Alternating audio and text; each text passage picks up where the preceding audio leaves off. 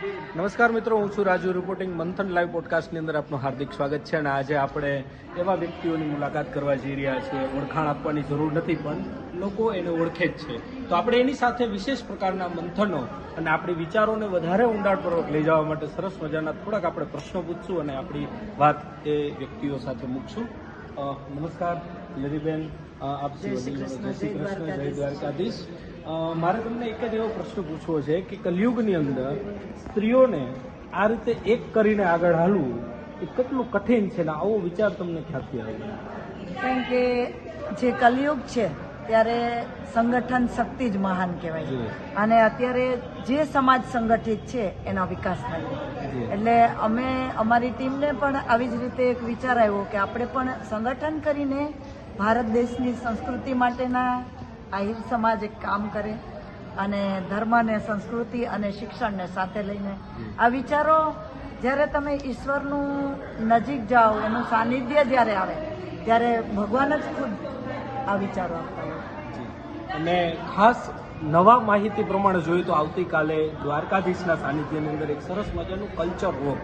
આમ તો આ શબ્દ ક્યાંક ને ક્યાંક આપણે બિઝનેસ સાથે જોડેલ છે કે મોટી મોટી ટુરિઝમ કંપનીઓ પૈસા લઈને ઐતિહાસિક સ્થળો ઉપર કલ્ચર વોક કરાવતી હોય છે, પણ આજે કંઈક આ કલ્ચર વોક ધર્મને આધીન ધર્મની સાથે કંઈક અલગ તમે રજૂ કરવામાં જઈ રહ્યા છો. તો આવો વિચાર તમને ક્યાંથી આવ્યો? એક બિઝનેસ છોડી અને ધર્મ તરફ આગળ વધવાનો બહેનોને આ વિચાર ક્યાંથી આવ્યો અને કેવી રીતે આનો ઉદ્ભવ કર્યો અને અહીંયા સુધી પહોંચવા માટેનું બેન તમારું શું કહેવું છે?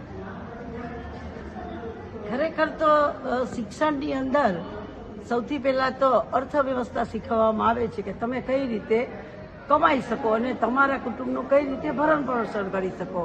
પરંતુ અહીંયા અમારો એમ કંઈક અલગ જ છે કે માત્ર ને માત્ર શિક્ષણ ધર્મ એમાં અર્થવ્યવસ્થા નથી, પરંતુ એની સાથે સાથે તમારે જેની સાથે સંબંધો છે અને તમે જે કાર્ય કરી રહ્યા છો એ કાર્યની અંદર પણ જો તમારું દિલ, તમારું આત્મા ધર્મ અને કૃષ્ણ સાથે જોડાયેલો હશે તો એની અંદર તમે કંઈક નવું આપવાનો પ્રયત્ન કરશો. અને એ જ અમારા લીડીબેને એવો વિચાર અમને સૌ બહેનોને આપ્યો કે તમારે એવું કલ્ચર વોક કરવાનું છે કે આપણી ભાતીગળ સંસ્કૃતિ અને આપણી વિરાસતની એમાં ઝાંખી થાય.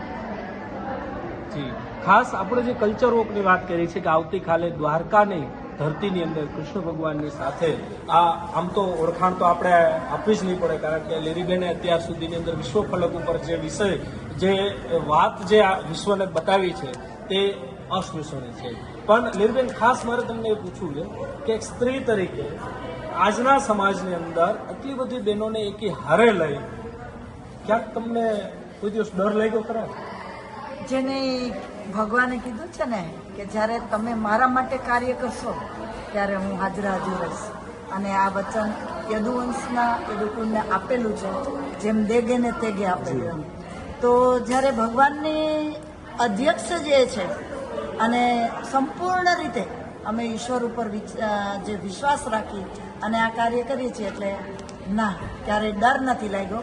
અને આમ પણ જોઈએ તો સમાજ જ આભીર છે, આભીરનો મતલબ જ નિર્ભય થાય છે. તો જે આ નિર્ભય છે ત્યાં જન્મ થયો હોય ત્યાં ડરની વાત શું હોય? ખાસ આજનો મારો એક જ એવો છેલ્લો પ્રશ્ન બેન હું આપને પૂછવા માંગીશ કે આ પ્રકારના ક્રાંતિક વિચારો તમને સ્ફળિત ક્યાંથી થાય છે? જ્યારે સમાજની અંદર શિક્ષણ આવ્યું, જ્યારે અમે નાના હતા ત્યારથી અમારી માવડીઓ પણ અમને સતત સંસ્કારોમાં આ વિચારો રેડતી રહી કે તમે ક્યાં કુળના છો. એટલે એ કુળ માટેનું સતત કૃષ્ણથી સાનિધ્ય રહ્યું. ને બીજી વાત કરીએ તો જન્મથી જય શ્રી કૃષ્ણ બોલ્યા, અને ગામડામાં હતા ત્યારથી જ માવડીઓના મોઢે પણ કૃષ્ણના કીર્તનો, અને ભાઈઓ સતત આપણી એક મંડળી, આપણી જે પરંપરા છે કીર્તન મંડળી, એ સતત સાંભળતા હોય. ત્યારે પછી આની જ અંદરથી સમાજની સંસ્કૃતિની જે આપણી છે, જે આપણી સમાજની આહિર છે, એ કોઈ જાત નથી, હમણાં જ વાત થઈ ને પરંપરા છે, અને એ પરંપરાએ જ અમને આ નવા નવા વિચાર આપે છે. અને એટલે જ આ જ એક વિચારથી અમે કાલે દ્વારકાની અંદર જેમ વૃંદાવનમાં પરિક્રમા થાય છે, જેમ ગિરનારની પરિક્રમા થાય છે, એમ એક નવી જ પરિક્રમાનો કાલે પ્રારંભ કરવા જ્યારે છે દ્વારકા નગરીનો. કારણ કે જો આ પાવન નગરીમાં અમે એવું માનીએ છીએ દરેક બહેનો કે કૃષ્ણના એક એક જગ્યાએ રજકણો ને પગ પડ્યો હશે આ નગરીની, અને એની જો સમગ્ર ભારતની જનતા આ દ્વારકા નગરીની જો પરિક્રમા કરે તો મને એટલો વિશ્વાસ છે કે ક્યાંક ને ક્યાંક એને ભગવાનનો અનુભવ અવશ્ય થાય.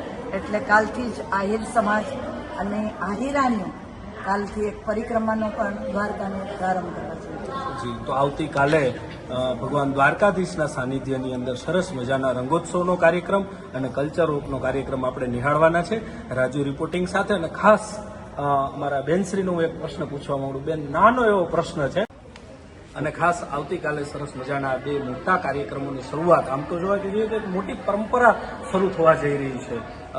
તો લીલીબેન, એક પ્રશ્ન હું તમને પૂછું કે તમે દ્વારકા આવવાનો વિચાર કરો છો અને દ્વારકા નગરીની અંદર પ્રવેશ કરો છો, એ પહેલા અને પછીના તમારા વિચારો બાબતે થોડુંક જાણવા માંગુ છું. જ્યારે દ્વારકા, આમ તો અમે જ્યારથી મહારાષ્ટ્ર કર્યું ને ત્યારથી અમે આ દ્વારકા, મન તો દ્વારકા એમ અમારું કાયમ સદાય વસવાટ થઈ ગયું છે. પણ જ્યારે દ્વારકા નગરીની જ્યારે ધજા દેખાય છે ને ત્યારે રસ્તામાં જ્યારે શરૂઆત કરીએ છીએ ભાઈ, ત્યારે અમે ઘણી વાતો એમ કે ઈશ્વર હારે કરવાની છે, મંદિરમાં જશું તો આ વાત કરવી, આ વાત. પણ જ્યારથી ધજાના દર્શન થઈ જાય ત્યારથી મન જ શૂન્ય થઈ જાય કે જાણે એની માણસ અમે ભરપૂર છે, ભગવાન ભરપૂર કરી દે છે, કંઈ માંગવાની જરૂર જ નથી કે કહેવાની જરૂર નથી, એટલે શૂન્ય થઈ જાય છે. આજના સમયની અંદર શિક્ષણ સાથે સંસ્કારો અને ખાસ કરીને આપણી જે સંસ્કૃતિની ધરોહર સાચવવા માટે આ બહેનોએ ખૂબ મહેનત કરી છે. તો ખાસ અમારા બેનને એક પ્રશ્ન પૂછવા માંગુ છું. બેન, જ્યારે આવી સંસ્થાઓ અથવા આવી કોઈ પણ વસ્તુનું નિરૂપણ થાય છે ત્યારે તમારા મનમાં એવા કોઈ દિવસ વિચાર આવે ખરા કે આ હું પેલા કરી લઉં તો થાય?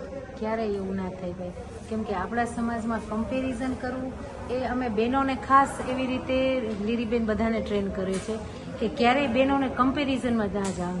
અને હું પોતે એવું માનું છું કે દરેકની પોતાની એક અલગ જગ્યા છે, ક્યારે કોઈ કમ્પેરિઝન ના કરવું. તો ખાસ રાજુ રિપોર્ટિંગ સાથે અને મંથન લાઈવ પોડકાસ્ટની અંદર આવતીકાલના જે પણ આપણા દ્વારકાના જે કાર્યક્રમો છે ખાસ આપણે નિહાળવાના છે. ત્યાં સુધી સૌને જય શ્રી કૃષ્ણ.